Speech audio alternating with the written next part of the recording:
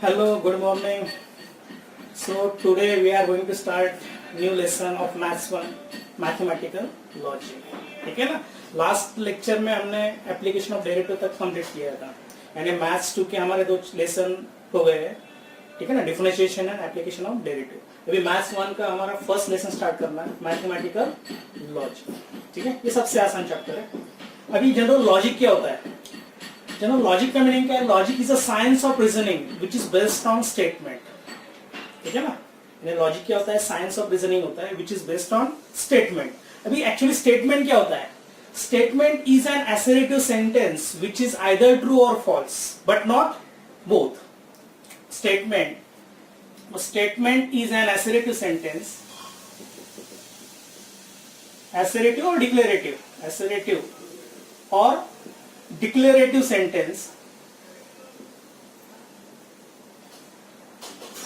which is either true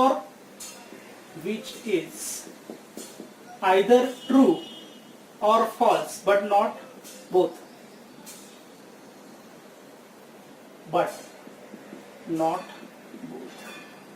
ये in short definition statement is an assertive sentence or declarative sentence which is either true or false.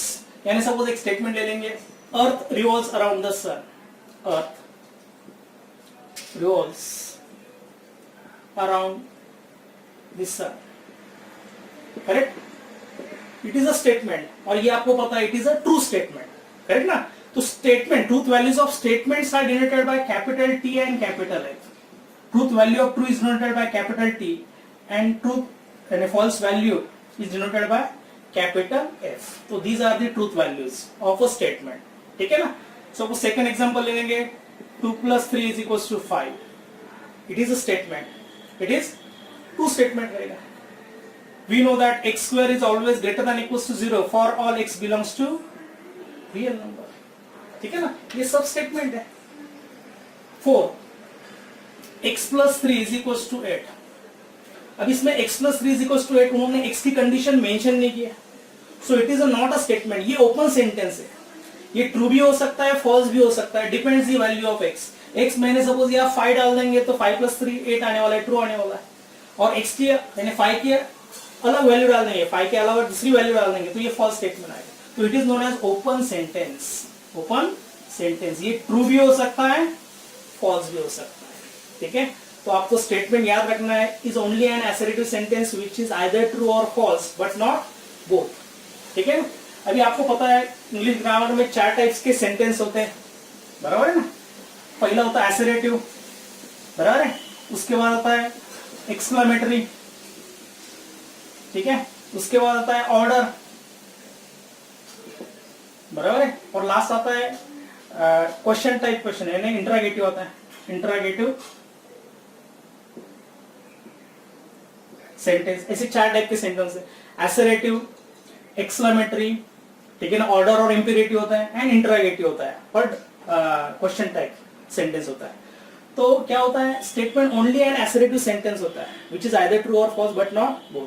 अभी exclamatory ले लेंगे. Suppose what a beautiful sight it was. अभी इसमें उन्होंने क्या किया? भावना explain किया उनका. तो ये ट्रू और फॉल्स तो नहीं हो सकता एक्सक्लेमेटरी. बराबर ना.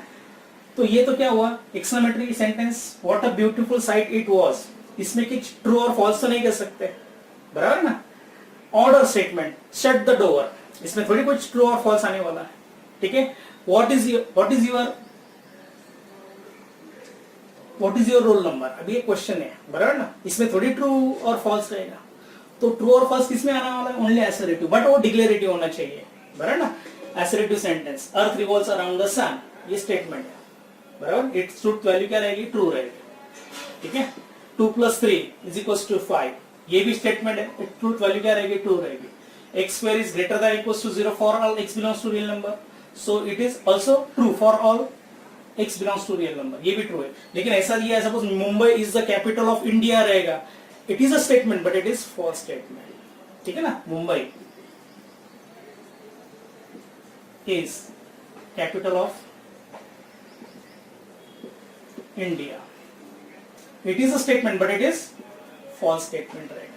तो आपको याद रखना स्टेटमेंट क्या होता है? Only an assertive but declarative sentence होना चाहिए विच इज आइदर ट्रू और फॉल्स हो सकता है. ये नाइदर एक्सक्लेमेटरी रहेगा, नॉर ऑर्डर स्टेटमेंट रहेगा, नॉन इंटरोगेटिव रहेगा, ठीक है ना। एक्सक्लेमेटरी आ रहा है तो it is not a statement, order भी आ रहा है, ठीक है ना, close the door, open the door, ये भी ऑर्डर कर रहे हैं हम, ये ट्रू और फॉल्स नहीं हो सकता। Interrogative, what is your name, ये क्या होगा, स्टेटमेंट नहीं होगा। स्टेटमेंट ओनली क्या होता है, असर्टिव सेंटेंस ही होता है, विच इज आइदर ट्रू और फॉल्स। ओके, तो ये मेन कंसेप्ट है स्टेटमेंट की। और generally statements are denoted by small letter P, Q, R etcetera और small letter X, Y, Z, ठीक है ना। यानी स्टेटमेंट्स ओनली स्मॉल लेटर से डिनोट करते हैं, P, Q, R, X, Y, Z, and their truth values are denoted by, अभी बताया था मैंने, ट्रू एंड फॉल्स। ओके, तो फर्स्ट नोट दिस।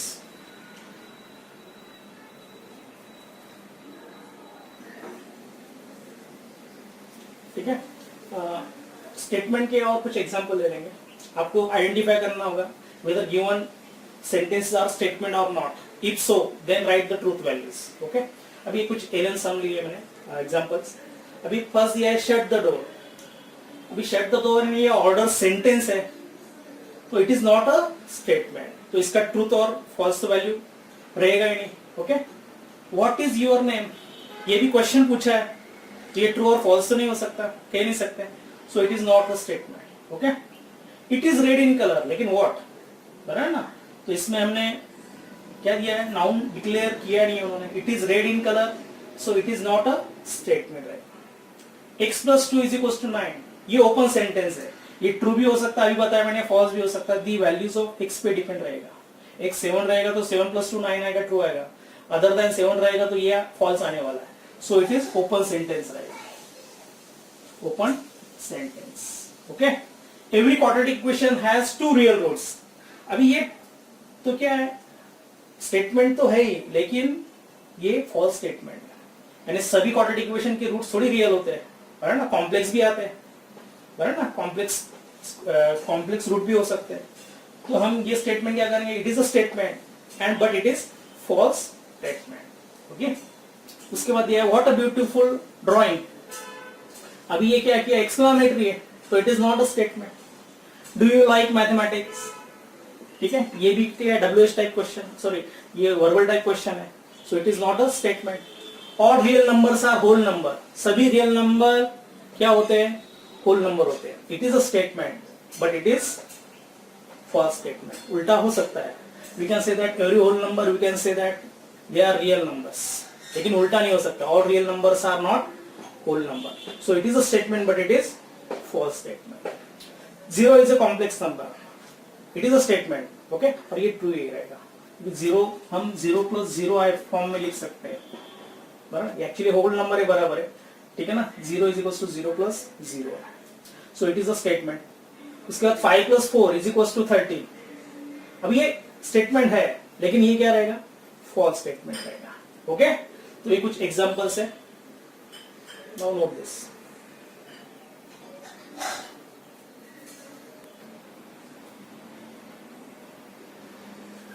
अभी इसमें जो आगे का पार्ट है, कंपाउंड स्टेटमेंट।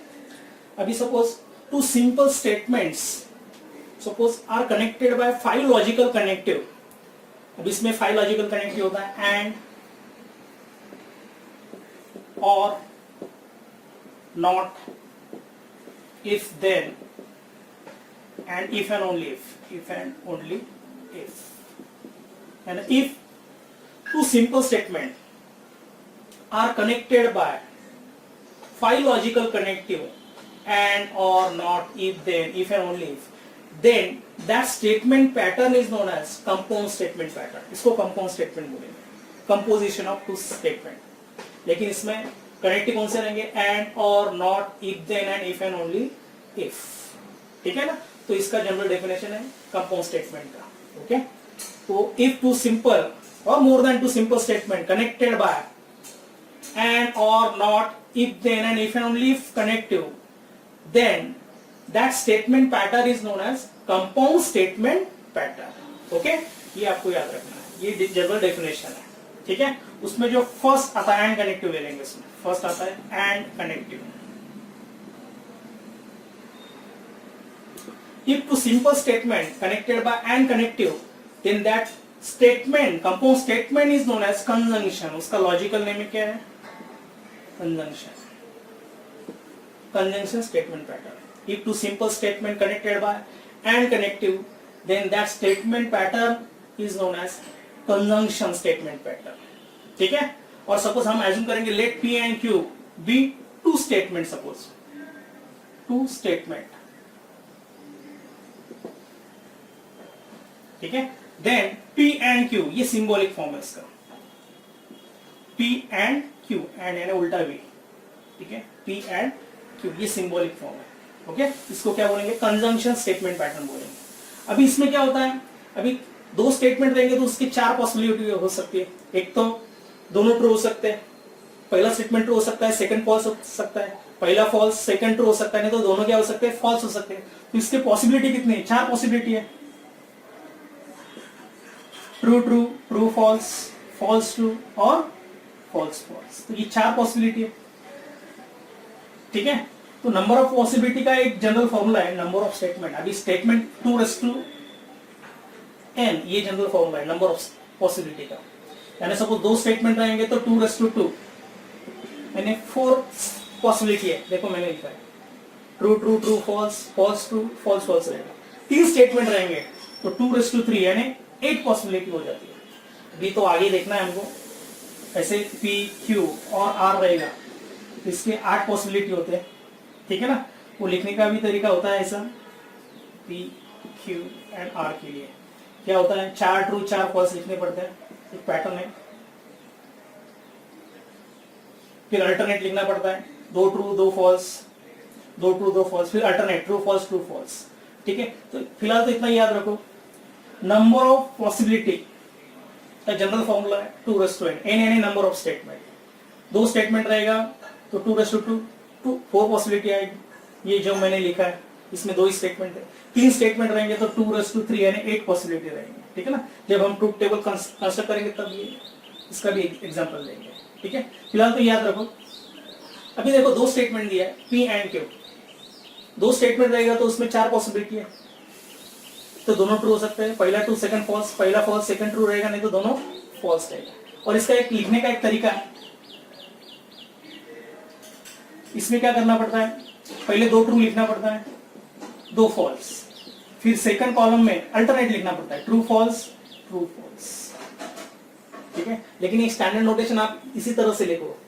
नहीं तो आप बोलोगे मैं पहले 2 फॉल्स लिखूंगा, बाद में 2 ट्रू लिखूंगा. मोस्टली इस फॉर्म में ही लिखो. क्योंकि क्या होता है जब बोर्ड में क्वेश्चन यानी आपका पेपर जब चेक होता है तब उनके पास जो आंसर शीट होता है तो उसी फॉर्म में ही होता है. आंसर इसी फॉर्म में ही रहेगा. तो इसलिए आपको क्या करना है? ये आपको स्टेटमेंट याद ही रखना, इस फॉर्म में ही लेना है. पहले 2 ट्रू 2 फॉल्स, फिर अल्टरनेट ट्रू फॉल्स होता है. ठीक है? अभी एंड के लिए क्या रहेगा? देखो एंड के लिए कंडीशन क्या है देखेंगे. एंड में क्या होना चाहिए? दोनों ट्रू स्टेटमेंट रहेंगे तब भी होल स्टेटमेंट ट्रू आएगा. अदरवाइज क्या रहेगा? फॉल्स रहेगा. If both the statements are true, then and then it is true. Otherwise, false रहेगा. देखो एंड में एक भी फॉल्स रहेगा तो भी फॉल्स ही रहेगा, दोनों फॉल्स रहेंगे तो भी फॉल्स रहेगा. तो एंड की मेन कंडीशन आपको याद रखना है true and true always true होता है, अदरवाइज फॉल्स रहेगा. यानी ट्रू एंड फॉल्स भी फॉल्स ही रहेगा, फॉल्स एंड ट्रू भी फॉल्स ही रहेगा, और फॉल्स एंड फॉल्स भी क्या रहेगा? फॉल्स रहेगा. This is known as truth table for conjunction statement pattern. किसके लिए? एंड कनेक्टिव के लिए. तो एंड के लिए आपको कंडीशन याद रखना है. If both the statements are true, then it is true, otherwise false. If both the statements are true, then it is true, otherwise false. ठीक है? तो ये कंडीशन आपको किसके लिए याद रखना है? एंड कनेक्टिव के लिए, that is conjunction statement pattern के लिए. ठीक है? तो ये ट्रूथ टेबल आपको याद रखना है. Note this.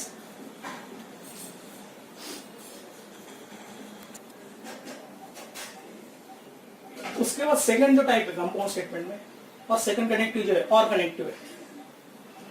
अभी और कनेक्टिव यानी क्या रहेगा? If two simple or more than 2 simple statement connected by or connective, then that statement pattern is known as disjunction. उसको disjunction बोलेंगे. और ये सिंबॉलिक फॉर्म रहेगा P और Q, P V Q. ठीक है? If P and Q are 2 statement, then P or Q is generated by in this form P V Q, P और Q. ठीक है? अभी और में कंडीशन क्या रहेगा? और में देखो, और में क्या होगा? एक भी ट्रू रहेगा तो भी चलेगा, होल स्टेटमेंट ट्रू आएगा, ठीक है ना। दोनों भी ट्रू रहेंगे तो भी चलेगा, ट्रू ही आने वाला है। लेकिन दोनों फॉल्स रहेंगे तब होल स्टेटमेंट फॉल्स आएगा। यानी और की कंडीशन क्या है कि both the statements are false, false और false is always false, otherwise true, ये मेन कंडीशन है। अदरवाइज क्या रहेगा,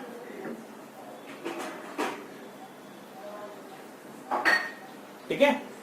तो आपको क्या करना है, और में याद रखना है कि both the statements are false then it is false, otherwise क्या रहेगा, ट्रू रहेगा। तो ये ट्रूथ टेबल फिर से कैसे कंस्ट्रक्ट करना है, दो ट्रू दो फॉल्स लिखना है, फिर अल्टरनेट ट्रू फॉल्स लिखना है। अभी और की कंडीशन बताई मैंने कि both the statements are false then it is false, otherwise true. तो फॉल्स और फॉल्स क्या रहेगा, फॉल्स ही रहेगा। देखो ट्रू और ट्रू ही रहेगा, एक भी ट्रू रहेगा तो भी चलेगा, और ट्रू और फॉल्स भी ट्रू ही रहेगा, फॉल्स और ट्रू भी क्या रहेगा, ट्रू ही रहेगा, बट फॉल्स और false false. This is the truth table for or connective statement pattern or conjunction disjunction connective or disjunction compound statement pattern, okay. और ये आपका सिंबॉलिक फॉर्म में क्लियर होती है। तो मेन कंडीशन आपको क्या याद रखना है, फॉल्स और false is false, otherwise true, ये इंपॉर्टेंट कंडीशन है इसके लिए और के लिए, नोट दिस।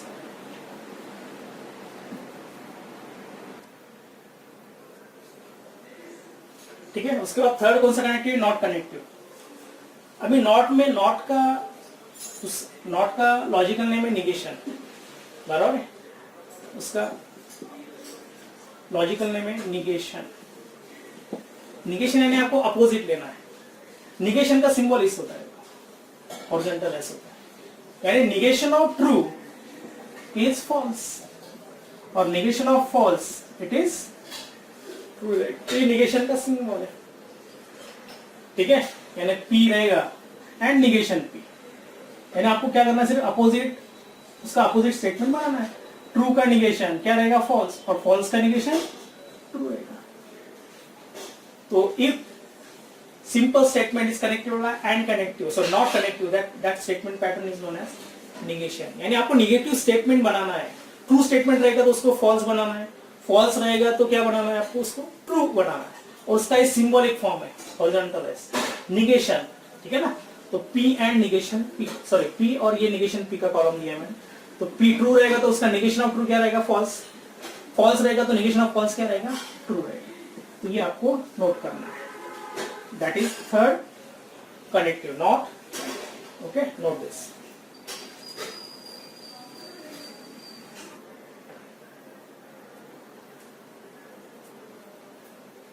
उसके बाद फोर्थ जो कनेक्टिव है, इफ देन कनेक्टिव, इसका लॉजिकल नेम है conditional statement pattern or implication.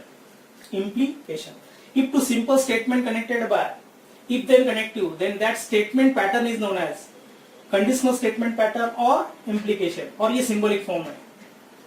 ये ऐसा भी रीड करते हैं, इफ P देन Q और P इंप्लाइज Q, ठीक है, P इंप्लाइज Q, और ये भी सिंबल हो सकता है, P इंप्लाइज Q, ठीक है, ये सिंबॉलिक फॉर्म है, इफ P देन Q, ठीक है। अब P को क्या बोलेंगे, हाइपोथेसिस बोलते हैं, और Q यानी कंक्लूजन होता है, कॉन्सिक्वेंट भी बोलते हैं इसको, ठीक है, P इंप्लाइज Q। अब इसमें कंडीशन क्या है, देखो इफ देन में, इफ देन में देखो, इफ फर्स्ट स्टेटमेंट आप ट्रू एज्यूम कर रहे हैं, देन सेकंड स्टेटमेंट फॉल्स, तो होल स्टेटमेंट क्या रहेगा, फॉल्स रहेगा। फिर से देखा, बता रहा हूं मैं, आप suppose first statement true assume कर रहे हैं, if first statement is true then second is false, then whole statement क्या रहेगा, फॉल्स रहेगा, अदरवाइज क्या रहेगा, ट्रू रहेगा, अदरवाइज क्या रहेगा, ये ट्रू रहेगा। यानी सपोज फर्स्ट स्टेटमेंट ट्रू और सेकंड भी ट्रू रहेगा तो होल स्टेटमेंट ट्रू ही आने वाला है। देखो first statement true, second true, true then true क्या आएगा, ट्रू इंप्लाइज ट्रू, ट्रू ही आने वाला है, ठीक है ना। उसके बाद suppose first statement true assume कर रहे हैं, but second statement false and true then false, always क्या रहेगा, फॉल्स रहेगा, ठीक है। लेकिन फर्स्ट स्टेटमेंट फॉल्स एज्यूम कर रहे हैं, लेकिन कंक्लूजन आपका ट्रू है। फर्स्ट स्टेटमेंट आप फॉल्स एज्यूम कर रहे हैं, लेकिन कंक्लूजन ट्रू रहेगा आपका, बराबर, तो होल स्टेटमेंट ट्रू ही होता है, ठीक है, यानी फॉल्स देन ट्रू भी ट्रू ही होगा। अभी सपोज दोनों स्टेटमेंट फॉल्स रहेंगे, if first statement is false then second statement is false, then whole statement is always true रहेगा, ठीक है। तो इसमें आपको इंपॉर्टेंट याद रखना है कि फर्स्ट स्टेटमेंट आप ट्रू एज्यूम कर रहे हैं, लेकिन सेकंड स्टेटमेंट फॉल्स ले रहे हैं, यानी कंक्लूजन फॉल्स ले रहे हैं, फोर्थ स्टेटमेंट क्या रहेगा, फॉल्स रहेगा। ये सबसे important condition. True then false is false, otherwise क्या रहेगा, ट्रू रहेगा, अदरवाइज ट्रू रहेगा। तो ट्रू देन ट्रू भी ट्रू ही होता है, फॉल्स देन ट्रू भी ट्रू ही रहेगा, और फॉल्स देन फॉल्स भी क्या रहेगा, ट्रू ही रहेगा। क्योंकि सपोज फर्स्ट आप सपोज स्टेटमेंट फॉल्स एज्यूम कर रहे हैं, then and then second conclusion false हो सकता है, और होल स्टेटमेंट क्या रहेगा, लेकिन ट्रू आएगा, बराबर है। तो आपको याद रखना है first statement is true and second statement false रहेगा, तो होल स्टेटमेंट क्या रहेगा, फॉल्स, अदरवाइज क्या रहेगा, ट्रू। Okay, note this.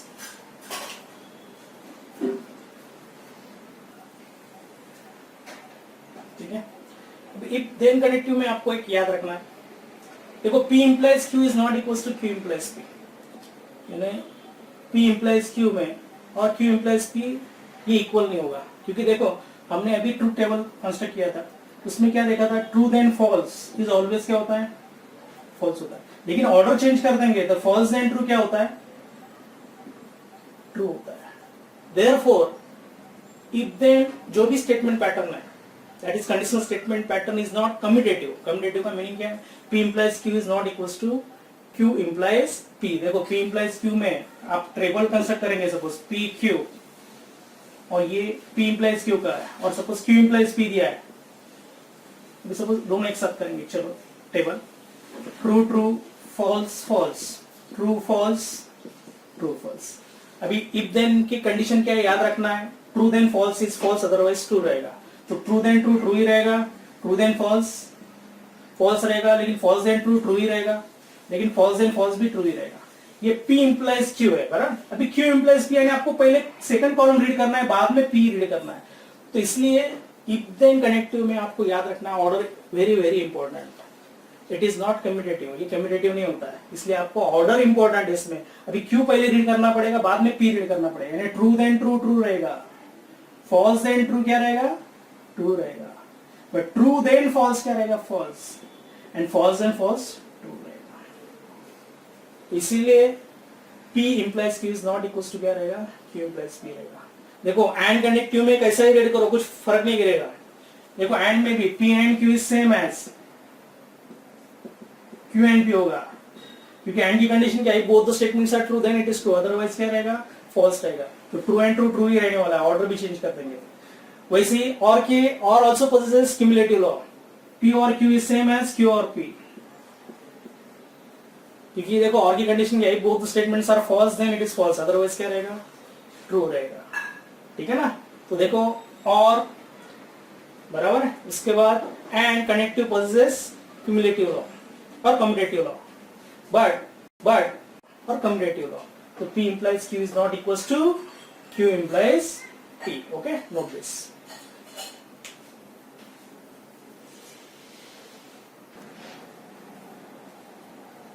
इसमें और एक पॉइंट नोट करना है, compound statement P implies Q में तीन टाइप के अलग अलग हम स्टेटमेंट बना सकते हैं।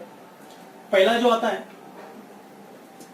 कॉन्वर्स, ये आपको पता है, ज्योमेट्री में बहुत बार हमने कन्वर्स स्टेटमेंट लिखा है। कन्वर्स P implies Q का कन्वर्स क्या रहेगा, Q implies P, ये कन्वर्स स्टेटमेंट होता है। ठीक है, उसके बाद आता है इनवर्स। इनवर्स स्टेटमेंट क्या होता है, आपको क्या करना है, ऑर्डर वही रखना है, दोनों को निगेशन देना, इफ देन कनेक्टिव वही रहता है, निगेशन P implies निगेशन, इसको बोलते हैं इनवर्स। और थर्ड जो होता है कॉन्ट्रा पॉजिटिव, कॉन्ट्रा पॉजिटिव ये होता है इनवर्स का ऑर्डर चेंज कर दो, negation Q implies negation P। तो इसमें क्या होता है, एक क्वेश्चन आ जाता है, write the converse inverse and contrapositive of a given statement, conditional statement. तो उसमें आपको कंडीशनल स्टेटमेंट दिया होगा, ठीक है ना, उसके हिसाब से आपको क्या करना है, converse inverse and Contra positive statement लिखना है। कन्वर्स आपको पता है Q implies P रहेगा, उल्टा करना है। इनवर्स में क्या करना है, कंडीशनल स्टेटमेंट को ऑर्डर वही रखना है, दोनों को निगेशन देना है। और थर्ड कॉन्ट्रा पॉजिटिव यानी क्या करना है, इनवर्स का उल्टा करना है। ठीक है, तो ये 3 मार्क्स के लिए क्वेश्चन आ जाता है, write the converse inverse and contrapositive of given statement. यानी एक स्टेटमेंट दिया होगा, suppose if you are good in mathematics, then you are good in logic. Suppose statement दिया है, अभी 3 मार्क्स के लिए क्वेश्चन आएगा, write the converse, inverse and contrapositive of given statement. ठीक है, तो इसमें क्या करना है आपको, पहले कन्वर्स लिखना है और ये सिंबॉलिक फॉर्म में पहले लिख दो, उसके बाद आपको स्टेटमेंट फॉर्म में लिखना है. अभी ऑर्डर चेंज करना है सिर्फ आपको. If you are good in logic then you are good in mathematics, ये क्या बन जाएगा, कन्वर्स बन जाएगा, बराबर. उल्टा लिखना है सिर्फ. उसके बाद इनवर्स, इनवर्स में क्या करना है, ऑर्डर वही रखना है, सिर्फ बीच में क्या करना है, नॉट डालना है, निगेशन लिखना है. If you are not good in mathematics then you are not good in logic, ये बन जाएगा इनवर्स स्टेटमेंट, बराबर है. उसके बाद आएगा कॉन्ट्रा पॉजिटिव. कॉन्ट्रा पॉजिटिव में क्या करना है, ऑर्डर चेंज करना है, यानी इनवर्स का उल्टा लेना है. देखो यहां से start, if you are not good in logic then you are not good in mathematics, यानी उल्टा करना है. तो इसलिए आप सिंबॉलिक फॉर्म में याद रखेंगे तो डेफिनेटली आपको आ जाएगा. इसमें मोस्टली ऐसा ही क्वेश्चन आता है, स्टेटमेंट दिया होता है और स्टेटमेंट में आपको स्टेटमेंट के हिसाब से आपको converse, inverse and Contra positive लिखना होता है. ठीक है, तो ये आपको याद रखना है. 3 मार्क्स के लिए बहुत बार पूछा है, बोर्ड में आता ही है 3 मार्क्स के लिए क्वेश्चन. एक स्टेटमेंट को 1 मार्क्स होता है. ठीक है, converse, inverse and Contra positive, note this.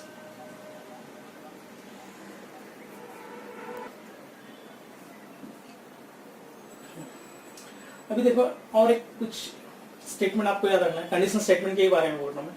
Conditional statement में हमने कन्वर्स, इनवर्स और कॉन्ट्रा पॉजिटिव लिखा, तो आपको एक स्टेटमेंट याद रखना है. कंडीशनल स्टेटमेंट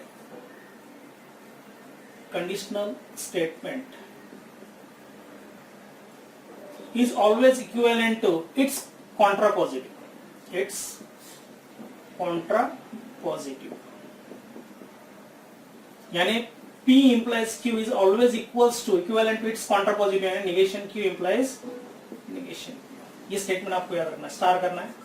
और एक है converse is always equivalent to its, converse is always equals to inverse, यानी converse is always equivalent to inverse, यानी Q implies P is always equivalent to negation P implies negation Q. इस statement आपको याद रखना है. ठीक है, conditional statement is always equivalent to its contrapositive and converse statement is always equivalent to inverse. ये कैसे देखेंगे, ट्रूथ टेबल से देखेंगे हम. ठीक है,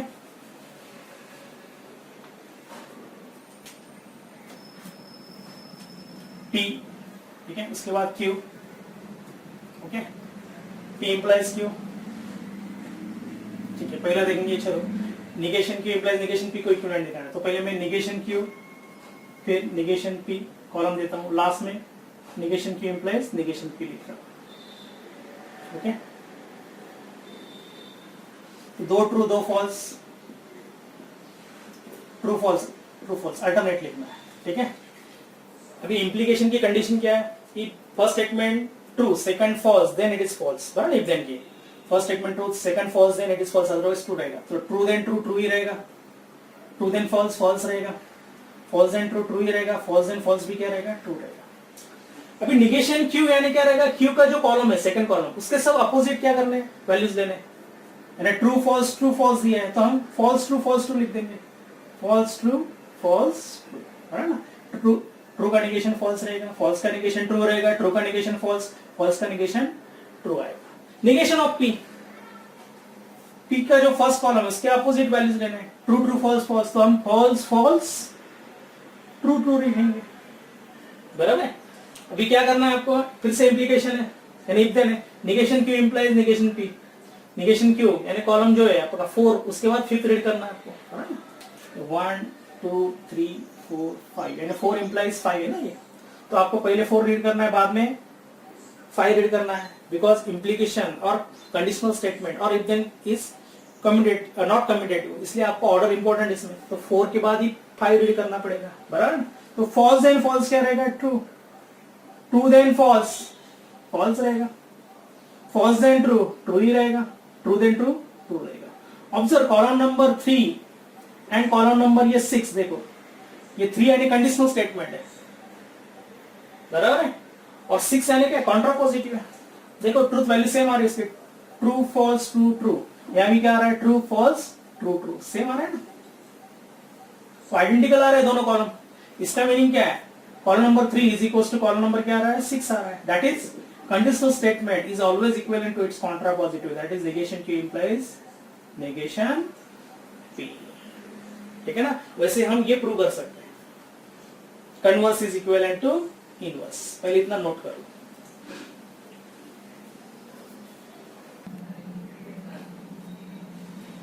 ठीक है, वैसे हम क्या प्रूव करेंगे अभी, converse is equivalent to inverse. देखो अभी इसमें फर्स्ट कॉलम P का है, second Q, third column Q implies P यानी कन्वर्स है। उसके बाद नेगेशन Q लिया कॉलम, और बाद में negation P implies negation Q, column number 6 लिया। तो दो ट्रू दो फॉल्स, ये तो आपको लिखना ही है मेथड, ट्रू फॉल्स, ये स्टेटमेंट आपको याद ही रखना है, इस फॉर्म में लिखना है। उसके बाद देखो Q इंप्लाइज P, अभी इसमें Q पहले रीड करना है, बाद में P रीड करना है, इंपॉर्टेंट है इसमें। देखो इफ देन की कंडीशन फिर से क्या रहेगी, true then false is false, otherwise true रहेगा। तो रीड कैसे करना है, पहले Q और बाद में फॉल्स रीड करना है। तो ट्रू देन ट्रू ही रहेगा, फॉल्स देन ट्रू भी ट्रू रहेगा, बट ट्रू देन फॉल्स रहेगा, and false then false true आएगा। ये आएगा column number 3, Q implies P। अभी नेगेशन P, फर्स्ट कॉलम के अपोजिट नंबर देने हैं, फॉल्स फॉल्स ट्रू ट्रू, है ना, फॉल्स फॉल्स ट्रू ट्रू। उसके बाद नेगेशन Q, ट्रू फॉल्स दिया है, तो फॉल्स ट्रू ले लेंगे। फिर दोनों में क्या है, इम्प्लीकेशन है, यानी इफ देन कनेक्टिव है। तो इफ देन की यही कंडीशन है, true then false is false. तो फॉल्स देन फॉल्स क्या रहेगा, ट्रू ही रहेगा, फॉल्स देन ट्रू भी ट्रू रहेगा, बट ट्रू देन फॉल्स क्या रहेगा, false, and true then true ही रहेगा। Observe column number 3 true false true, और column number 6 true false true. इसका मीनिंग क्या है, 3 आइडेंटिकल विथ क्या है 6, हेंस Q implies P, यानी converse is always equivalent to inverse, that is negation P implies negation Q। Okay, तो ये statement आपको याद रखना है, क्योंकि क्या होगा, कभी कभी इफ देन के 4 अलग अलग स्टेटमेंट देंगे, उसमें से सेम मीनिंग कौन से स्टेटमेंट का है और कौन से स्टेटमेंट इक्विवेलेंट है, बराबर। 4 अलग अलग स्टेटमेंट देंगे, 1 2 3 एंड 4, ये अलग अलग स्टेटमेंट देंगे, और फिर उसमें 4 ऑप्शन रहेंगे A B C and D। इसमें रहेगा equivalent are first and second है, या ऐसा रहेगा सेकंड एंड थर्ड है, ऐसा अलग क्वेश्चन रहेगा, नहीं तो सेकंड और फोर्थ है, ऐसा इस टाइप का रहेगा, और फर्स्ट एंड फोर्थ इस टाइप का रहेगा। तो आपको आइडेंटिफाई करना है, ठीक है ना। 4 अलग अलग इफ देन के स्टेटमेंट रहेंगे, उसमें से कन्वर्स और इनवर्स उस फॉर्म में दिया होगा, तो उसके हिसाब से कन्वर्स और ऑलवेज इक्विवेलेंट टू इनवर्स, उसके हिसाब से आपको ऑप्शन लिखना है, आइदर A B C, नहीं तो D, कौन सा तो B रहेगा। नहीं तो ये याद रखना है, conditional statement is equivalent to its contrapositive. तो इस टाइप का बहुत बार क्वेश्चन पूछा, इसलिए मैं बता रहा हूँ, ठीक है ना। तो इफ देन के 4 अलग अलग स्टेटमेंट आएंगे, उसमें से कौन से इक्विवेलेंट है, उसके लिए आपको ये स्टेटमेंट याद रखना जरूरी है। Conditional statement is always equivalent to its contrapositive, and converse is always equivalent to inverse. Okay, note this.